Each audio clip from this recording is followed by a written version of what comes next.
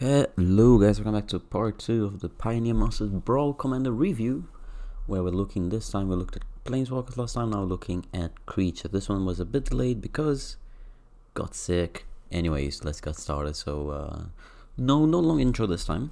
So as always, we go through the unplayable or uninterested, in my opinion, as Commander, not necessarily part of the 99.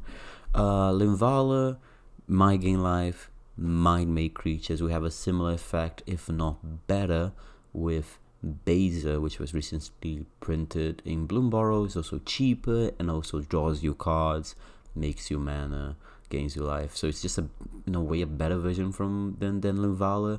And I'm not even sure if I would play Linvala in a part of a 99 in many decks, but she's an option. Polukranos, it's a very powerful card on itself, but I think it just fit better on other mono green decks. And the same falls to both Dragon Lords, Dromoka and Ataka.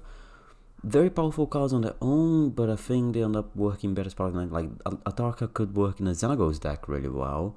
Dromoka, just any green white that goes a bit bigger. The abilities are very good, but they don't set you on a theme or kind of strategy, and they are not like backbreaking when they come into play. Ataka a little bit more so than Dromoka, but just not enough to justify putting your commander when there's so many options in those color pairs as well. Because now we're just like, at early days of Brawl, we had like maybe 5 commanders for some color combinations. So sure, you'll play some suboptimal ones just to run that color combination. Nowadays we have so many for every color combination. So these guys, 99, not the leader. Anyways, getting started, we're gonna go through them in color and not convert them in a cost order. I think it's just color. Anyways, first of all, Heliod, God of the Sun. 5/6 for 4 indestructible, as all the gods usually have. As long as devotion is less than 5, it isn't a creature. Other creatures can have vigilance, and for 4 mana you can make a 2/1 white cleric enchantment. Important part, enchantment creature token. Sorry, I'm still kind of dying, so I'm doing my best not to sniff over the mic on. So what are we doing here? We care about the vigilance part, and we care about the enchantment part. So we have some cards like Makea's Giant Killer that get value from being able to attack and tap after attacking. So you get pushing damage and also use the ability. We have cards that get value from enchantments coming into play, since Heliod not only is an enchantment itself, makes enchantments, so have a little menacing that will get triggers from the likes of Ghostly Dancer, Archons of Sun, Grace. Trying to think of any other one on top of my head, but there's definitely other constellation triggers in white. And then we kind of just want to make sure we can get Heliod as a creature. We have the likes of double white enchantments. Phyrexian Vindicator is the only by itself card on Arena that gets Heliod active. So you have Heliod plus the Vindicator, then you have 5 Devotion. There's no other single card on Arena that gets to do that, so that's pretty cool. Obviously you don't have to run it, but I think Vindicator is a pretty cool card, just like the Obliterator in black as well. So those are pretty cool cards. Since your commander happens to have indestructible Wraths, get a lot better. You can just have a bunch of enchantments to make sure your Heliod, you have your Authority of the Councils, a Flowering of the White Tree, and what is not mana type? What is the Smothering type? Is it Smothering type? The 4 mana one that makes treasure whenever an opponent draws a card. Whatever. A bunch of enchantments. Sphere of Safety, for example. And then you just have your Planeswalker, your Heliod, chilling there. Wrath, it gets to stick around, go to combat and attack, whilst your opponent lose all their creatures. I also thought it would be interesting. This is just me being a bit weird. If you want, you can play like a enchantment prison deck. Since we got like Sphere of Safety now, we have all these other tax abilities on enchantments like 9 lives, things like that. And you can just run like an Approach of the Second Sun as your win con. I think it'll be an interesting way to play it. Just no creatures, just a bunch of enchantments and like a mono white control deck. I don't know, just try to do something different. I think obviously the better way would be this kind of constellation. Get a bit of value from creatures that usually tap to get value. This time we get to not tap them. But yeah, that's Heliod for you. Next, we're already to blue. There's quite a few reprints. Well, that's a lie. There's not that many reprints. As in not new to Arena reprints, but there was like Erebos was one of them.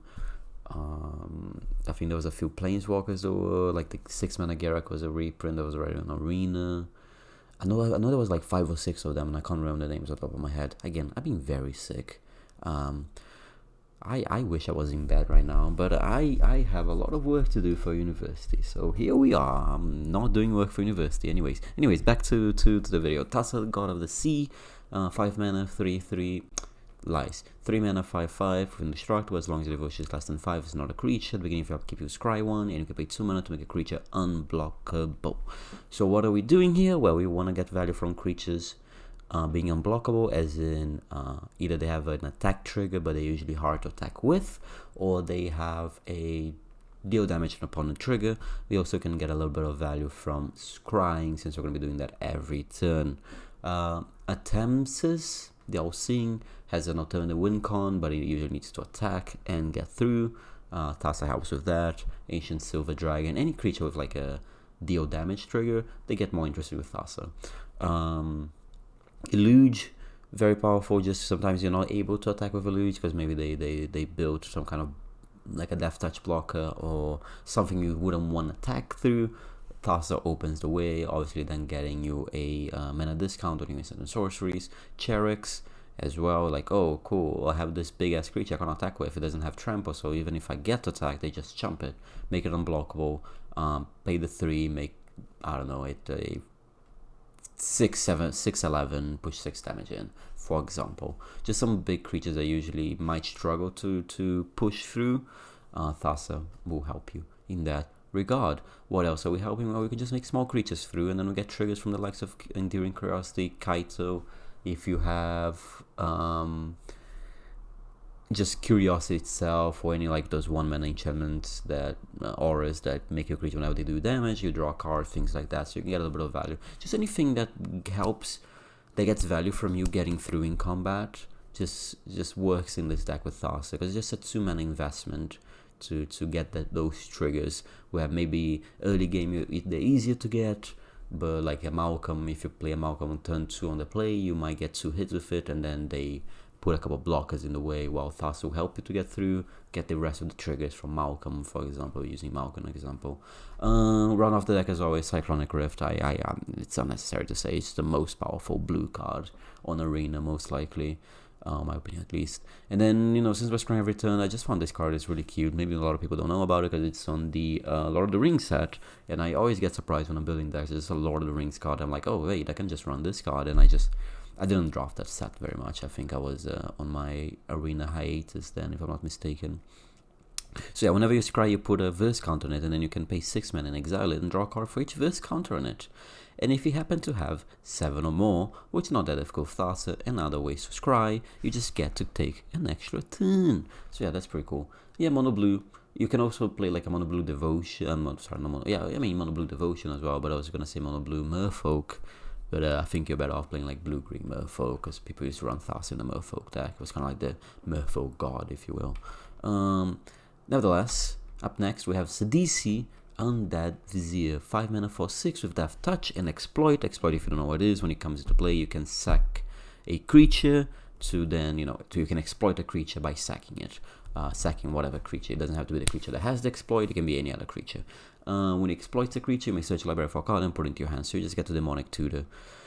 So I like that we can use Sidisi and make our deck kind of like a toolbox thing. We can run cards that usually we wouldn't run because they're very narrow. For example, like, I'm gonna say Veil of Summer, but Veil of Summer is not that narrow. A lot of people do run Veil of Summer already. But no, those cards that target maybe just a single color or a single card type, or is really good against counter spells, or is really good, it's gonna gain you a bunch of life. But these cards you're not gonna usually run because they are not generically good. They are good in specific scenarios. Well, with this, your commander being a Demonic Tutor, you get to run those cards and just fetch them when you need. If you draw them, yeah, a bit awkward, whatever, but you just fetch them when you need them. So we have like Chimo that will make your spells uncounterable. You can have a Cavern of Souls if you're trying to push some kind of creatures through. I put the sword as an example, but you can run all the different swords as well. And then, oh, I'm playing against green, let me get the sword of bottom of mine. I'm playing against blue, let me get the sword of fire and ice. I could be lying, I could not remember the name of the sword. But anyways, you want also creatures that you are happy to sack. You can have tokens, like Bitter Blossom is very good. Solar Simulacrum is going to get you a land, and I'm going to be sacrificed and draw a card. Midnight Rip is getting you value from sacrificing stuff. And then yeah, also since you're like kind of demonic tutoring for stuff, you can run like 2-card combos that obviously with a 99 card deck, they're hard to come by, but since your commander is a demonic tutor, unstoppable slasher with Aklazots, demonic, oh no, it doesn't work on mono black, but I was like the one that you the one that you gift your enchantment away, and it's a bad enchantment, is demonic. Oh, it's not demonic consultation. Why is the name escaping me? I'm way too sick to think. Anyways, just having ways to fetch 2-card combos or maybe 3-card combos, just getting the missing piece is a nice little touch to Sidisi. And then, well, you're going to be sacrificing your mono black, you're going to be killing a lot of stuff, Rise of Dark Realms. Lillian also gets you value, feeds you, so you know, it's just round off the deck with some good black cards. But yeah, you know, I like the idea of having silver bullets for very specific strategies. So run a few life gain cards in case you're playing against aggro, run these Chimo and Cavern of Souls for these control decks. Specific color hate or specific enchantment removal, you run the 2 or 3 there is in black, you can find them more likely. So it's an interesting deck. It's going to end up being like a mono black good stuff, but with silver bullets, which I find interesting enough. Up next, as you can see, I added a new little thing. You can see I put my logo here. A very simplistic logo. I should make a better logo. Not changing it just yet. But yeah, Tessigur is one of my favorite ones. I want to be doing this like maybe my 3 favorite commanders.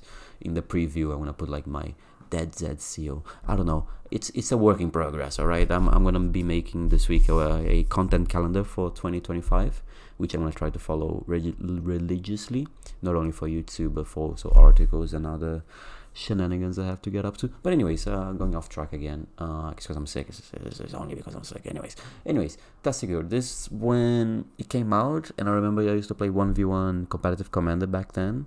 I want to say this was 2015, 2016, Fate Reforged. I can't remember exact year. This was like everyone was just playing Tessigur. Like you would just face Tessigur. Why would you face Tessigur so much? Well, because it's a 1 mana for 5 because of Delve. It's very easy to feed the Tessigur. And it has an activated ability where you just mill 2 cards and return another card of an opponent's choice from your graveyard to your hand. Well, you're giving your opponent choice. That's terrible. Well, the Delve helps you clean your graveyard from cards you don't want to get back. And you have other ways to also clean it. Oh, your Tessigur gets killed, well, you can still just keep cleaning your graveyard, because Tessigur feeds itself, and you have other cards that feeds the Tessigur's Delve. So yeah, it's very powerful. It does end up lining up itself to be a Sultai good stuff, with this minor graveyard sub-theme gimmick, if you will. But I mean, you're playing Sultai, you just kind of fall into the graveyard sub-theme anyways. So yeah, we kind of want ways to feed a graveyard, so you have like Ripples of Undeath. You don't need to run like you're gonna be able to feed the Tessigur without going overboard. What do I mean by that? You don't need to run Tom's Cower and blue mana mill a play for 5 cards. You don't need to run those kind of cards. Like run Fetch Lands, run Surveil Lands, Ripples of Undeath, search for a Scanter, Grizzly Salvage if you want. You know, like you're gonna feed the Tessigur easily. You don't need to go through hurdles and play bad cards. Just play good cards. Your graveyard's gonna be fine. We're also gonna get other value since we're gonna be having some good self-mill cards. Head Shredder, Abyssal, even killing opponent's creature. That's this value. We have cards like Dick Through Time and Deathrite Shaman, so we can also manipulate our graveyard to make sure whenever we activate Tessigur, I'm gonna get what I want. Or opponent's gonna have the choice of 2 cards, and they're both terrible for them. Because since we're playing a good stuff deck, most cards are gonna be terrible for opponent. But even if there's a card that's like, oh, it's not that bad, maybe so I have a Lano Elf still in my graveyard, well, I'm gonna delve it away because I don't want to get that back. It's turn 7. I do not want a Lano Elf at this point. So yeah, we have ways to clean a graveyard, and then since we're kind of milling, having cards in the graveyard, other cards that get value, Kiora, Consuming Aberration, things like that. Ends up being Sultai good stuff. You can run a bunch of alchemy cards. I'm probably gonna build this eventually. I did try to build it the other day, but I was struggling because I struggle to build good stuff decks. I kind of like my decks having a gimmick, and I like my decks being good for obvious reasons, otherwise I just throw them away and not record the video. But I do like them having a bit more than just, I'm just playing all the best cards in Sultai. This is 99 res and mythics. Hey guys, please craft this. It's like, no, let me try to do something more interesting. So I'm kind of brainstorming what I can do with Tessigur, and I will come back to you guys eventually. Next, we have Pir and Kiran Nala. 4 mana 2/2. When they come into play, they make 2/1/1s with flying. which happens to be artifacts, and you can pay 3 mana to sacrifice an artifact to deal 2 damage to any target. Well, we're playing mono red artifacts. There's but like an aggressive pinging artifact, not a artifact go big or huge and, you know, play like a 10 mana Metal War Colossus, if that even is the name. I might be making up names. So we're kind of getting value. We want to get value from the sacrifice as well. So Scrap Troll is going to be bringing stuff back. We have the Novelist, that if you're going to sack something, not only going to generate mana, you're also going to make the Novelist bigger. So that helps you do more sacrificing as well in other ways as well. Jonesmith is going to be putting tokens that we can use to sacrifice to the peer. Reckless Fire is going to be getting value from, you know, just ping your opponent, just eventually they're just going to die. Since we're running an artifact aggro-ish deck, Chief of the Foundry make them bigger, Steel Overseer make them bigger. There's also the other Chief that makes artifact cards cheaper. Mystic Forge gives us card advantage in red, which sometimes can be hard to come by. Also just finding all these artifacts in our deck. And finally, there's really not many cards in red that blink, but this Golden Argosy works in a couple ways. Since it's an artifact creature, we'll get value from all artifact creature pumps, and also it blinks creatures that crewed it, and we can just blink like Pia, we can blink any other ETB creature we might have. So it's an interesting addition. Also, it's just nice to have vehicles because they can just chill there. They dodge Wraths, you play your Kia, you attack with the Golden, you blink your Pia, and you get 2 more tokens, and now you have a bunch of tokens. You can attack with them, open and block a token. Cool, I'm gonna sack and shock you for 2. Interesting deck, monocolored. Nothing bad about it. I support. I might build a Pia and Kiran deck sooner rather than later. Up next we have Perforos, God of the Forge. This card I'm very excited that it's on Arena. It was on my first Commander deck, which was Krenko Mob Boss deck. Why is my chair being so loud? I'm so sorry. The part I'm most interested in the Perforos is not the 3 mana pump, although it is nice, is whenever another creature control enters, it deals 2 damage to each opponent. So we want to just get tokens into play and just keep pinging our opponents. Back Tremors is an addition to it, because then every creature that comes into play, if you have both of these, you get to bolt your opponent. Oh wait, I have a Torbjorn in play as well, where I get to hit my opponent with a Lava X every time a creature comes into play. Or Torbjorn itself, because, you know, it will see the damage in the same time. So this is like these 3 on curve, 2, 4, and like a 5. This is 5 damage just from this coming into play.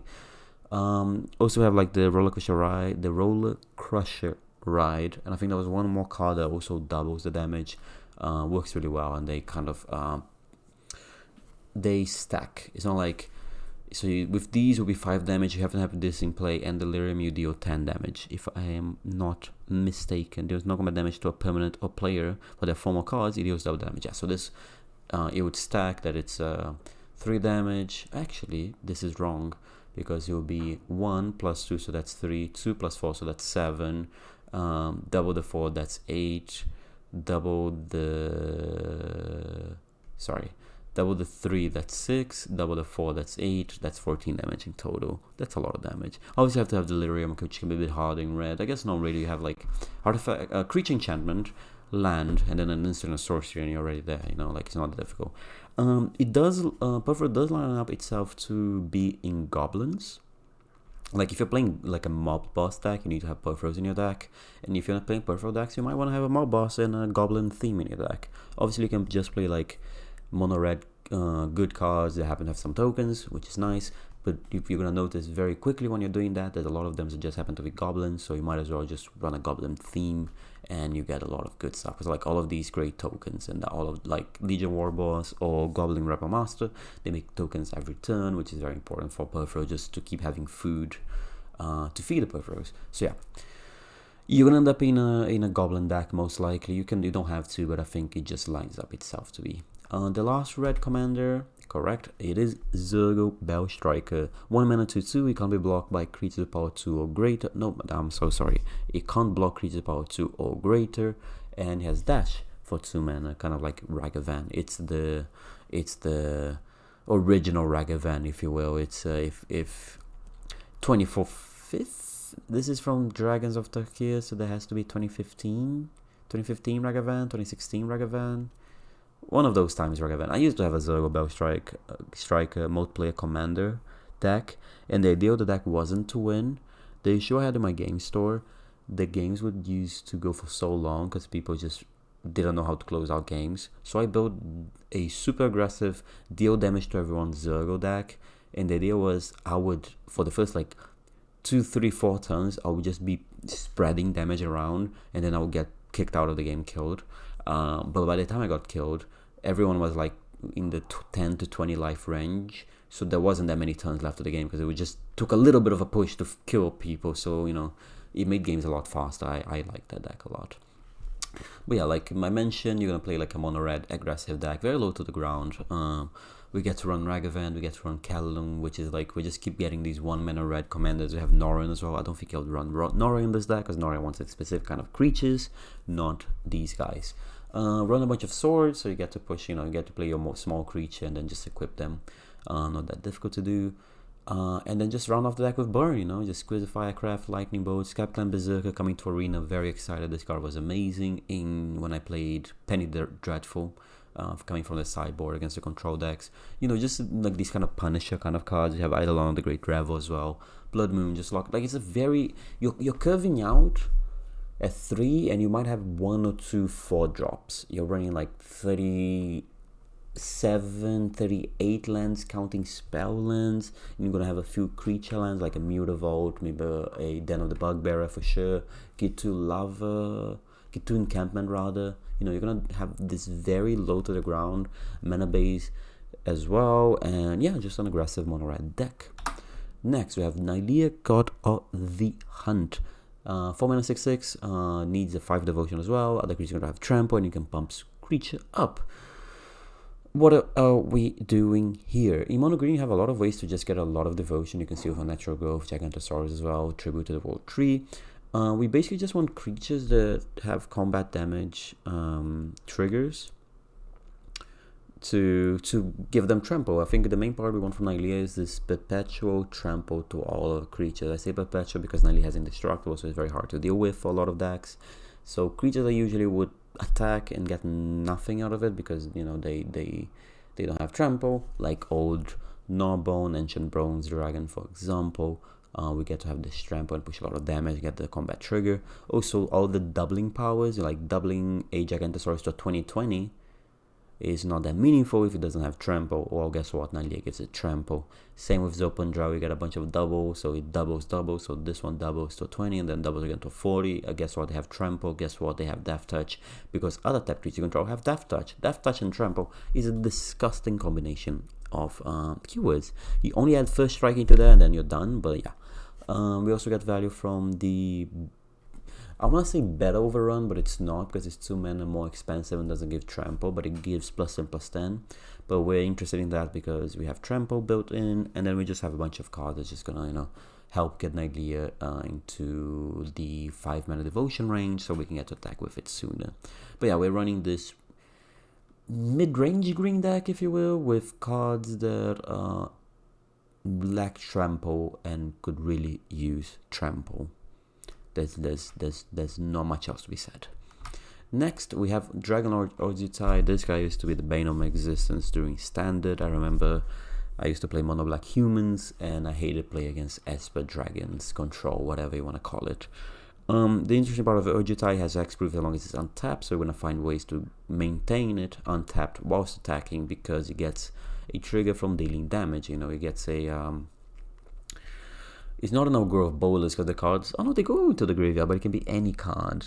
It wouldn't be a Ponder either, not a Serum Visions. I don't know, it has an ability, I can't think of the card that has the look at top 3, put 1 into your hand, the rest on the bottom of your library in any order. We have Brave Descent, Sentinel Eyes. These are perpetual ways. Well, Brave Descent is a way that just stays in the battlefield, make sure the Ojutai has vigilance, and Sentinel Eyes is a way we can keep we can always recast it when Dragonlord Ojutai dies, because it only costs 1 mana with the escape ability. We're also interested in ways to give it double strike. Why are we interested in giving double strike? Because when it deals damage to a player, double strike deals twice, get 2 cards into your hand. We're kind of playing like a blue-white control Voltron deck. We have Ojutai as a creature we want to protect. time wipe the board, get your type back in the hand, counter a bunch of stuff of ways of killing Ojutai, and then just run off your deck with this kind of blue-white control. I don't think I would run many other creatures in this deck, if I can be honest with you. Maybe some other creatures that get value from having vigilance, or they have built-in protection as well. We kind of don't want to expose. We want to make opponents removal. We just want to we want to make them rot in your opponent's hand. So Ojida having hexproof and make sure he keeps hexproof is important. If you have other creatures, you're just giving them a target for the otherwise dead removal. So blue-white control with a single creature. I like that. Next we have Ephara, another blue-white deck. This is just a blink deck. The important part of Ephara is at the beginning of each upkeep, if you had another creature in the battlefield under your control last turn, draw a card. So we want to play creatures in opponent's turn, so we draw an extra card in our turn, and we want to play creatures in our turn. We also want to keep mana up so we can play creatures in that turn. How do we do that? Well, we blink stuff in our turn. Flash creatures like the Trickster, the Venser, or I'm so bad with names right now. 1 mana pirate with flying. Can't remember the name. Cannot for the life of me remember the name. Anyways, flash creatures. Well, High Fate Trickster gives everything flash, but so you get the creature comes into play during your opponent's turn. So during your upkeep, you get to draw an extra card, and you have ways to blink, so you get the trigger without casting any spell. Like Soul Herder will make sure you get a blink. Kai, you only have to cast a single non-creature spell. We're also getting value from the blinking, either by doubling or drawing an extra card. And since we're drawing so many cards, Ominous Seas and Teferi will be just getting a bunch of counters on them. And a blue-white blink. I think we've seen plenty of these. I'm surprised Brago God Eternal, Brago Dead God, Brago Spirit.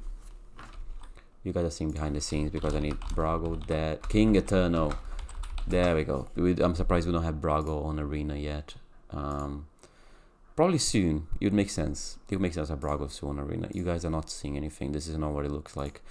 Anyways, blue-white blink. We have seen plenty of those. Up next, we have another blue-white deck, Medomai the Ageless. This one, whenever deals combat damage to play, you take an extra turn. You can't attack during extra turns, otherwise you just go infinite. How are we doing this? Well, we're giving it haste, so make sure we can play it and attack at the same time. Also giving it some kind of protection, hexproof, and ward. Whenever it deals combat damage to a player, guess what? Give a double strike, you deal combat damage twice, you get 2 extra turns. Duelist Heritage, Fire Shrieker, or even the cards we saw before in Ojutai, Blessing, Ley Line Axe. Plenty of ways.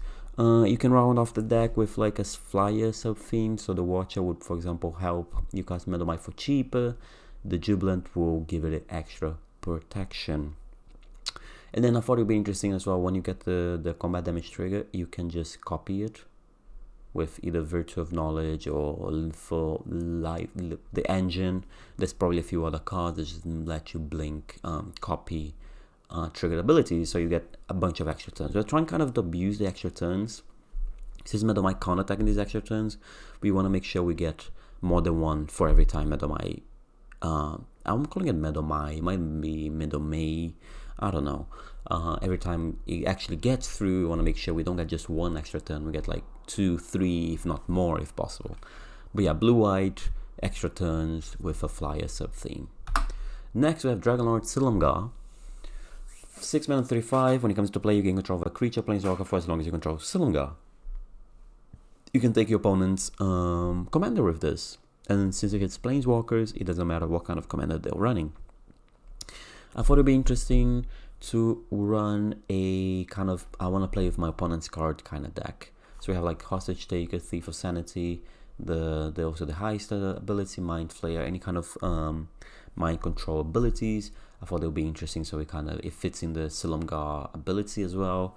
And then you can run off the deck with just ways of, well, stealing more cards, but also not permitting your opponent to play. So Noxian Thief, opponent's gonna draw a card, never mind, like it's my card now. So you're just kind of like, you don't get cards, I get your cards. That's basically what I want to do. We have the black Villainous Wealth, the Robbery, I don't remember the full name, the robbery, the double black X card that lets you take a bunch of cards from your opponent's deck. And then if you want to get a bit more value, you can blink your Silumgar, and you can also sack. So they show blinking Silumgar. The moment it blinks, they get the creature back.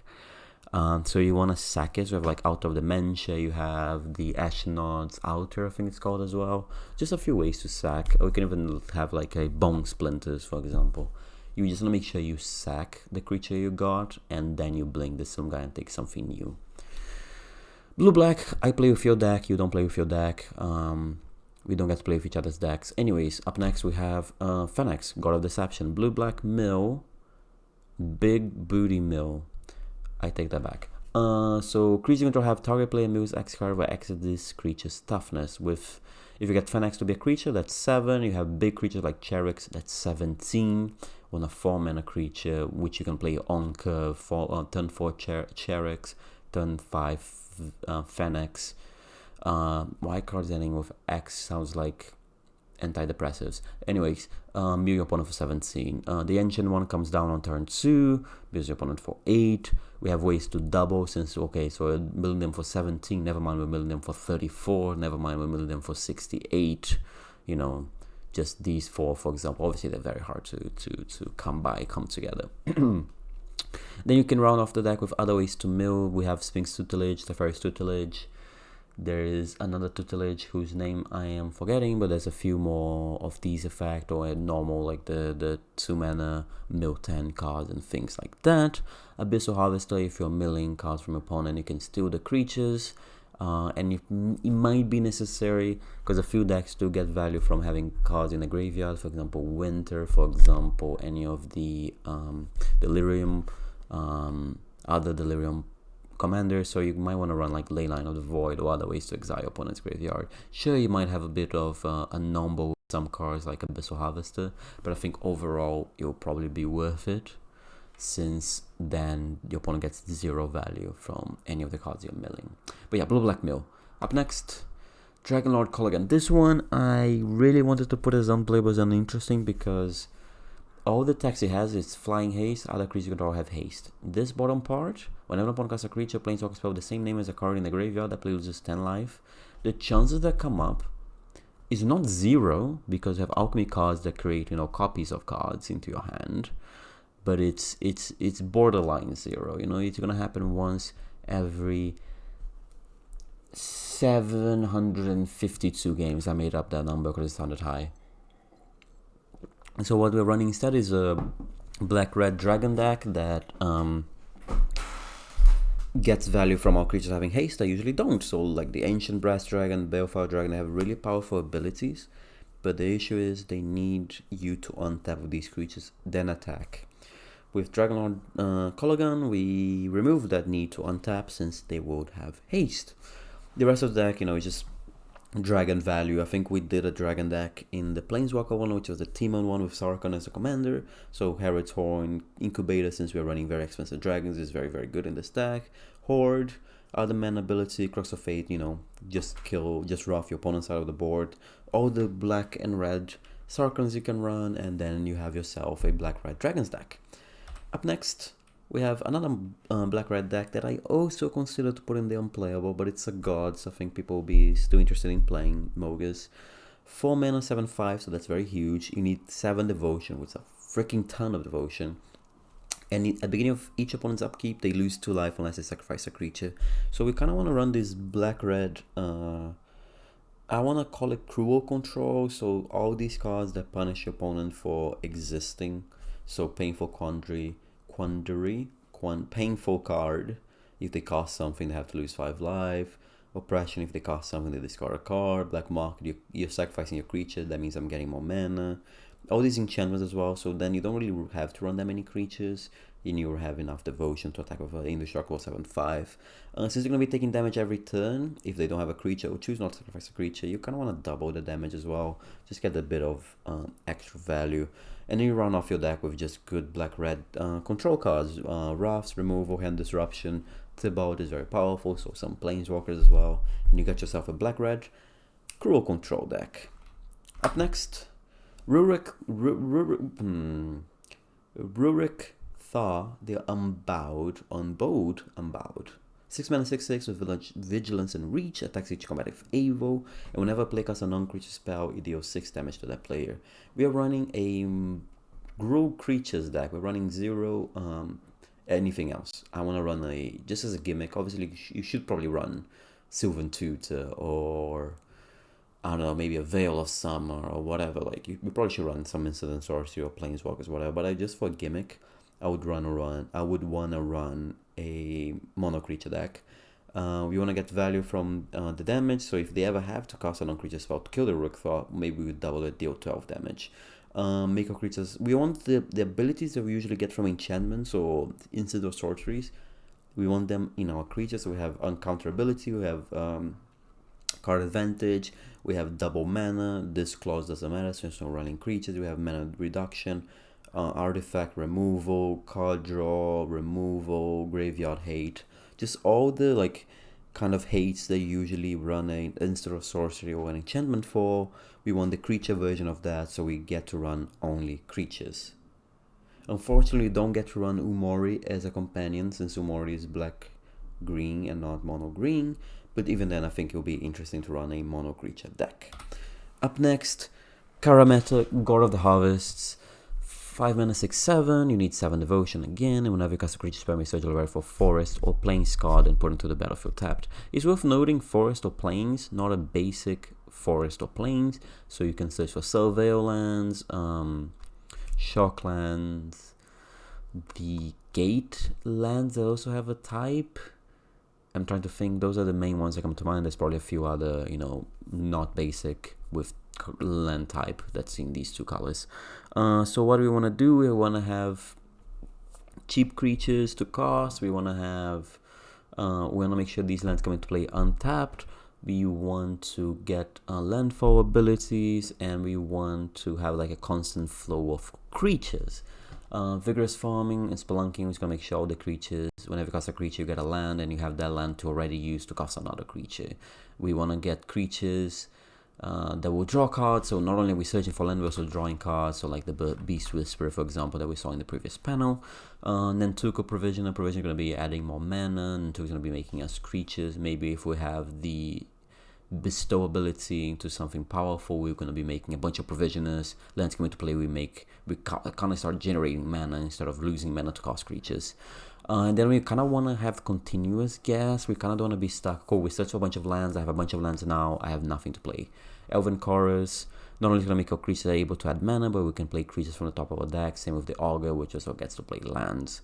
Mifueva gets value not only from us having a bunch of lands, which is kind of the idea of me putting it as an example here. We want creatures to get value from, X power because of our lands, or get bigger because of the lands, like the Magic Origins Nissa.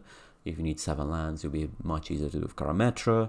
We're also going to get the trigger in case, I don't have a land to play this turn. I cast a creature, Mifueva triggers, I get to double the amount of lands. Also, the extra land comes into play untapped. Loot. Since we're going to have a bunch of lands, activating loot will let us get basically any creature from our deck. We have some planeswalkers, some Eldrazi, or maybe some critical behemoths. It's an interesting deck, it's a green-white creature ramp deck. I mean, it's not like... The ability of Karametra is very interesting, but the deck it leads itself into is not as interesting, I would hope. It's still a cool card, nevertheless. Next, we have Athreos, God of Passage. One of the cheaper ones, 3 mana. 3 mana 5/4, needs 7 devotion as well. Whenever a creature you own dies, return it to your hand, and last target opponent pays 3 life. I wanted to highlight 2 interesting ways you can build this deck outside of probably the most common way.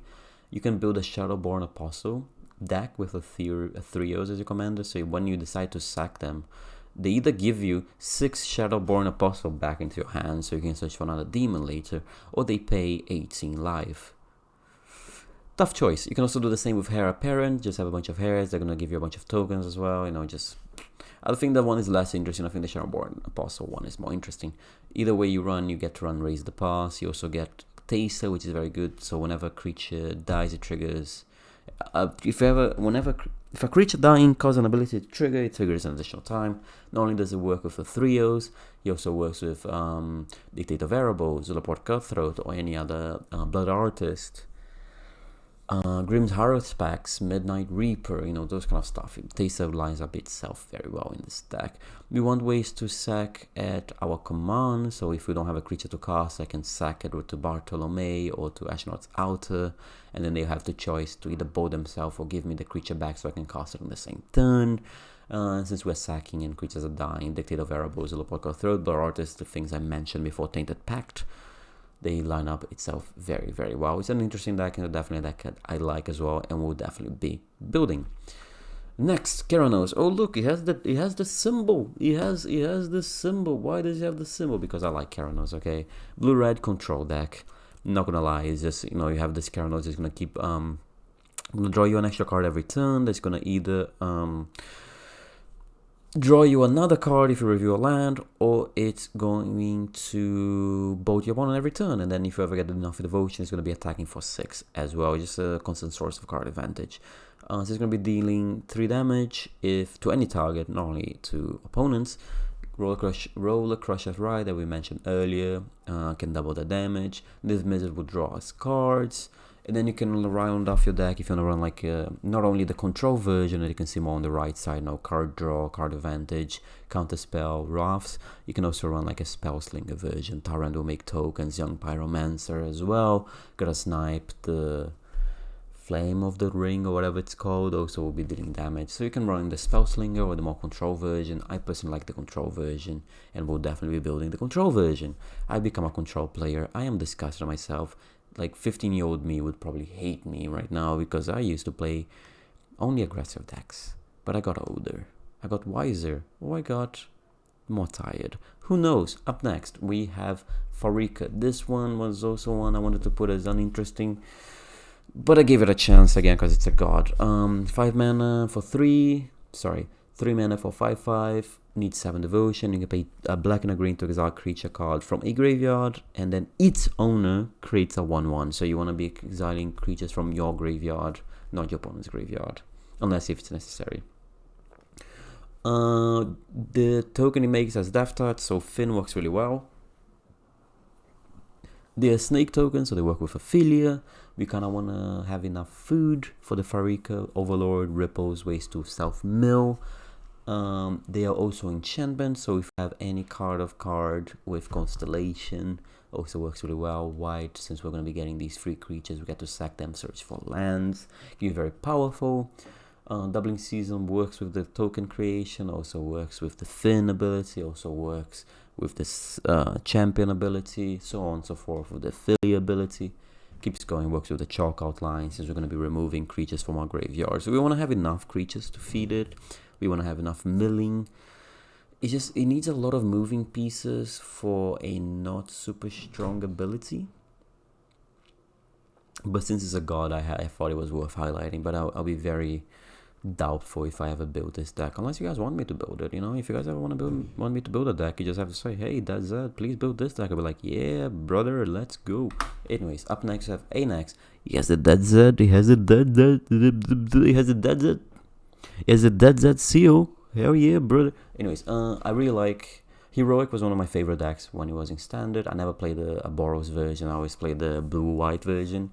But I love the Feather deck, but I'm getting to play traditional Heroic, because the issue with Feather, you don't get to run enchantments, auras. I'm sorry, I'm very sick. You don't get to run auras, but Anax only cares that it's targeted, so it can be instant and sorceries, but it can also be auras, so I like that. You're still going to run Feather, you're going to run the fixed ley line, which is very upsetting that you have to pay an extra mana, but it makes sense because the card was broken. All the heroic cards, we got a bunch of new ones in Pioneer Master. Hero of Iroas is now a common, it used to be a rare. Akron Crusader, Laguna Bale Trailblazer, and a few others came in from Pioneer Masters. Yes, I can speak. I know how to speak. Any card that targets and draws a card, like Dragon Mantle, Defiant Strike. There's a few others like Shelter. They're obviously very good because not only you're going to get a heroic trigger, but it's going to replace itself in your hand. You want a lot of protection because these heroic creatures, you're kind of like putting a lot of auras into it. You're investing a lot of cards into them, and they're getting bigger. Like Hero of Arrow is just gonna getting a bunch of counters. You kind of don't want them to just die to a single removal, so you run Protection, God's Willing, the aforementioned Shelter, Sheltering Light, things like that. And then I also wanted to highlight that Assemble the Legion is on Arena now, and I think people should play that card because the card is very cool. That's it. That's why I wanted to highlight Assemble the Legion. Not necessarily in this deck, I just think it's a cool card. It does work well with a next because it gives +1/+1 to all your creatures, and someone's going to be making a bunch of creatures every turn. But I just wanted to highlight it because it's on Arena. I'm going to build this deck for sure. I think this is the last one. Let me check. No, there's a couple more. Iroh's God of Victory. It gives menace to all your creatures and prevents all combat damage online. Prevents all damage that will be dealt to attacking creatures you control. That works really well with Tajik, because since this one's going to be dealing the combat damage in a way because it's to attacking creatures, Tajik's going to be dealing with the non-combat damage. So those two basically means no damage based removal is going to kill my creatures. Having your creatures have menace, give them menace and double strike, that's very powerful. We have these instant speed board wipes. We can attack with all our creatures and then cast this board wipe, and none of our creatures die, opponent creatures die. That's kind of the idea there. And then you're just kind of running creatures that are, well, you're going to be attacking with a lot of creatures. Aurelia is going to get you a lot of value. Having a bunch of tokens. Again, Assemble the Legion. Just wanted to highlight it. It's a very good card. Aurelia came in Foundation. I think it's worth highlighting it. Also, giving an additional combat is very powerful. Combat Celebrant as well. We just kind of we're going to keep throwing bodies at our opponents since they can't die. Since they can't die in combat. That having an extra combat, okay, opponent gets to maybe sponge or block without the creatures dying, without our creatures dying either, because they can't die because of heroes. But if they have to do it twice, they will be forced to lose creatures, even if our creatures attacking are small, because, well, we got an extra combat and our creatures are not taking damage. So yeah, Boros, Swing, Boros, Smork, Boros, right click attack all. Is this... Oh, Crew Fix is the last one. This was again another one that I was kind of like on the fence about highlighting, because it blue-green is always kind of the same thing. Generate a bunch of mana, that's it. But I did find interesting enough, if you lose unspent mana, the mana become colorless instead. These two cards, Wilderness Reclamation, the Shadow, they give you an extra untap step. In a way, they untap all your lands, so you can QQ, add all the mana, you get to save it, they get untapped, you QQ again, get a bunch of mana, and then you save up the mana and you put it on X spells like Doppelgang, Hydroid Crisis, Awaken the Woods, Genesis Waves, and you can even double, triple, 2 times 3, 6-tuple the mana produced and the mana you're saving up. So when you cast one, like when you cast Doppelgang for X equals 100, you're gonna crash Arena, but you're gonna be happy that you did it. But yeah, it's a blue-green, generate a bunch of mana. And on that note, that's the last one of them. I'm sorry this video was a bit shorter. Usually I would stop on the commanders and give a longer explanation, but I think I see the light. I only have a cold. I am slightly dramatic when I'm sick. But yeah, I'm hoping tomorrow I get to record a Kiora deck. But I make no promises. But thank you guys so much for watching. Let me know which commander you're gonna build, which one you would like to see me build, and I will see you when I see you. Adios.